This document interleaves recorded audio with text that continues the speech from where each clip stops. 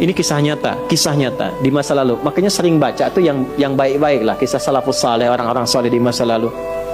Ada seorang hamba rajin salatnya. Ini sahih riwayatnya, sahih. Rajin salat.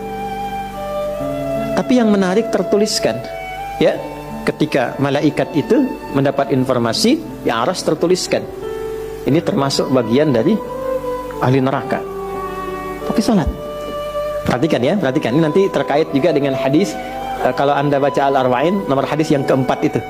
Ya, terkait dengan bab takdir. Bagaimana kemudian ikhtiar seorang hamba itu, ya, menjadikan ia berubah dari salah menjadi soleh dan sangat dicintai oleh Allah. Oke? Maka apa yang terjadi? Bapak Ibu sekalian, ketiba kemudian si malaikat itu, ini kisah sahih yang sampai, lalu menyampaikan, kasihan pada orang ini, kok kelihatannya ibadah tapi tertulis ahli neraka.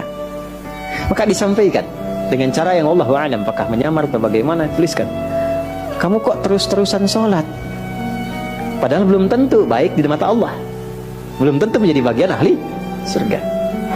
Perhatikan jawabannya. Tujuan saya sholat ini bukan karena surga atau neraka.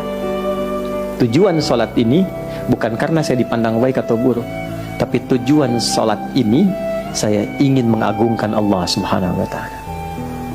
Perhatikan. Dan nanti ini menjadi cara bagi seseorang yang ingin bertobat. Jadi kalau ingin bertobat, tobatnya ingin benar, carilah perhatian Allah. Yang penting ridha Allah. Terus saja tobat sampai merasakan kenikmatan tersambung dengan Allah. Itu maksudnya. Jadi begitu keluar kalimat itu yang mengguncang arsy, itu yang dijadikan oleh Allah pelajaran bahkan pada alam malaikat untuk mengenal bagaimana rahmat Allah itu diberikan. Mudah bagi Allah membuka, merubah, memutar, mudah. Tapi Allah ingin memberikan pelajaran bahkan di alam malaikat bagaimana kasih Allah diberikan. Begitu kalimat itu muncul, apa yang terjadi? Maka berubahlah di arsy namanya menjadi ahli surga. Ini riwayat sahih. Berubah menjadi apa? Ahli surga. Padahal Allah tuh maha mengetahui, gampang aja tinggal dirubah ahli surga, tidak. Tapi Allah ingin memberikan informasi bahkan di alam langit kepada para malaikat betapa tingginya rahmat Allah memberi kesempatan pada setiap hambanya untuk kembali kepada Allah dalam kebaikan. Dan itu disebut hamba. Disebut hamba. Karena itu Allah begitu mencintai ketika ada pelaku maksiat, dia pengen taubat, itu begitu dicintai dan statusnya naik lebih tinggi. Ini yang menyebabkan ayat ini turun. Qul ya ibadiyalladzina asrafu ala anfusihim. Ini yang menyebabkan itu menunjukkan rahmat Allah.